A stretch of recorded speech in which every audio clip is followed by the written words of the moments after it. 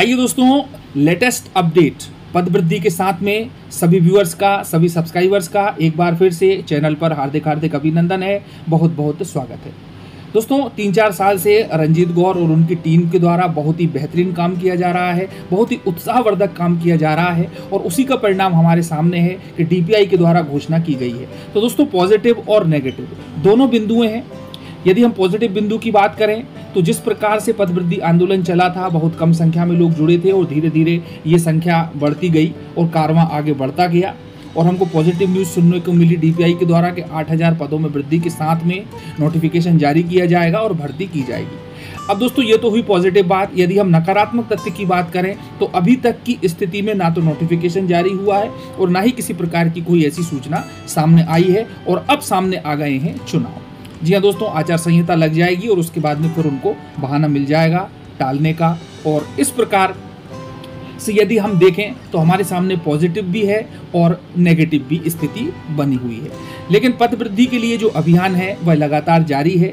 Twitter पर लगातार comments किए जा रहे हैं, छोटी और बड़ी खबरों के माध्यम से ट्विटर पर डायरेक्ट संदेश पहुंचाने का प्रयास किया जा रहा है मुख्यमंत्री को, शिक्षा मंत्री को। और साथ में ही दोस्तों इस वीडियो में हम एक ऑडियो क्लिप के माध्यम से, जैसा कि संदेश रंजीत गौर जी ने दिया है, वो भी मैं बताऊंगा आप लोगों को कि किस प्रकार से पहले जो आंदोलन किए गए हैं और अब जो आगामी आंदोलन होगा वह किस रूप में होगा, ये आप उनके मुँह से ही सुनेंगे, उनके ऑडियो क्लिप के माध्यम से ही इस वीडियो में जानेंगे। चलिए दोस्तों, पहले हम देख लेते हैं कि ट्विटर पर किस प्रकार का अभियान चल रहा है और क्या कुछ कहा जा रहा है ट्विटर के माध्यम से अपने संदेश के रूप में। तो देखें आप।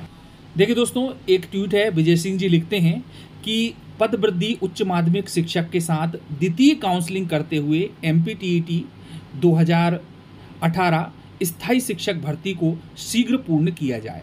तो दोस्तों यहाँ पर हमने देखा कि पद वृद्धि की बात हो रही है, द्वितीय काउंसलिंग की बात हो रही है, यानी कि पद वृद्धि के साथ में ही द्वितीय काउंसलिंग की मांग की जा रही है।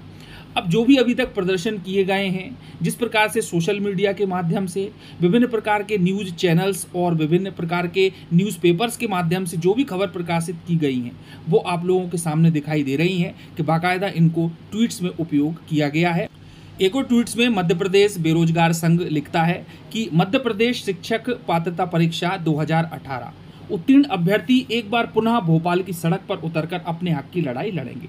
हमने दोस्तों अभी देखा 17 मई का आंदोलन बहुत बड़े लेवल पर हुआ था, एक सांकेतिक आंदोलन था। ज्ञापन पत्र वहां पर भी दिया गया, राज्यपाल के नाम पर, मुख्यमंत्री जी के नाम पर सभी को ज्ञापन पत्र सौंपा। द्वितीय काउंसलिंग की बात की गई, पदों में वृद्धि की बात की गई। बताया गया कि जो 4 विषय माध्यमिक शिक्षक के आए हैं, हिंदी, सामाजिक विज्ञान, उर्दू और विज्ञान, उन पदों में जो असमानता है उसको दूर करने का प्रयास करें और साथ में ही पदों की वृद्धि के साथ में फिर से नोटिफिकेशन जारी करें और जो भी अभ्यर्थी शिक्षक बनने से वंचित रह गए हैं ताकि उनको भी मौका मिल सके। तो दोस्तों यहाँ भी आप देख पा रहे हैं कि लगातार सोशल चैनल और पत्र के माध्यम से बताने का प्रयास किया जा रहा है।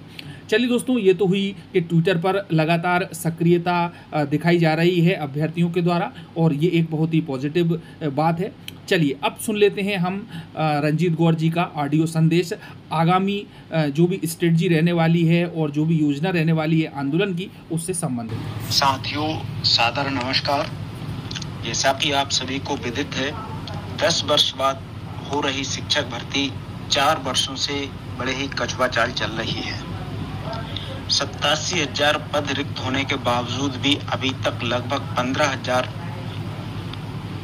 नवनियुक्त शिक्षकों को नियुक्तियां प्राप्त हो पाई हैं। शेष पात्र अभ्यर्थी अच्छी रैंक होने के बावजूद भी अभी शिक्षक भर्ती से बाहर हैं।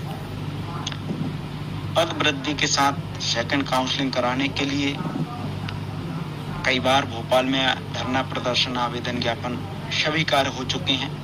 पिछले दिनों आपने देखा होगा 22 अक्टूबर, 10 दिसंबर, 23 मार्च, 4 मई, 17 मई आदि ऐसे कई अवसर आए जबकि हम और आप मिलकर भोपाल में प्रदर्शन कर चुके हैं। हर बार शिक्षा विभाग के वरिष्ठतम अधिकारियों द्वारा आश्वासन दिया गया है और हमें विश्वास भी है कि वह आश्वासन पूर्णतः परिणाम में बदलेगा। उसके बावजूद भी हमको निष्क्रिय नहीं बैठना है। सबसे पहली बात, हमें सोशल मीडिया पर एक्टिव रहना है, खास तौर से ट्विटर पर। शिक्षा विभाग, ट्राइबल डिपार्टमेंट, शिक्षा मंत्री और मुख्यमंत्री जी की जो पोस्ट हैं उनको सर्च करें, उनको टारगेट करें, उन पर अपनी मांग को प्रदर्शित करते रहें। दूसरा, हम जैसे कि अभी लास्ट टाइम 17 मई को अधिकारियों ने कहा है कि बहुत जल्द सेकंड काउंसलिंग शुरू होगी बढ़े हुए पदों पर। हम कुछ दिन इंतजार करते हैं, लगभग 15 से 20 जून तक, और तब तक इस नगरीय पंचायत चुनाव का भी देख लेते हैं कहाँ कितनी शक्ति है भोपाल प्रदर्शन वगैरह में।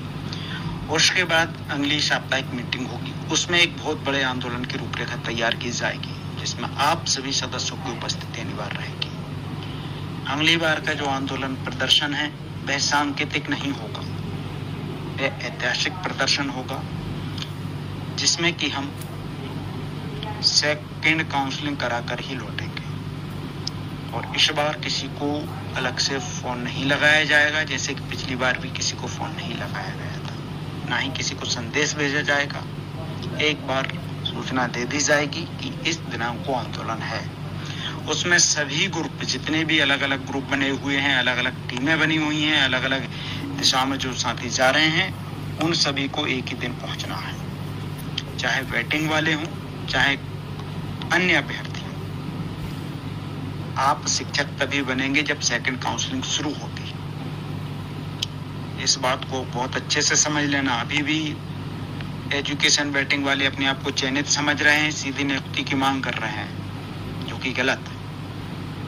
वेटिंग तब उठती है जब या तो पुरानी सीट खाली हो जाए या फिर नए पद बढ़ा दिए जाएं। यही हाल ट्राइबल में है।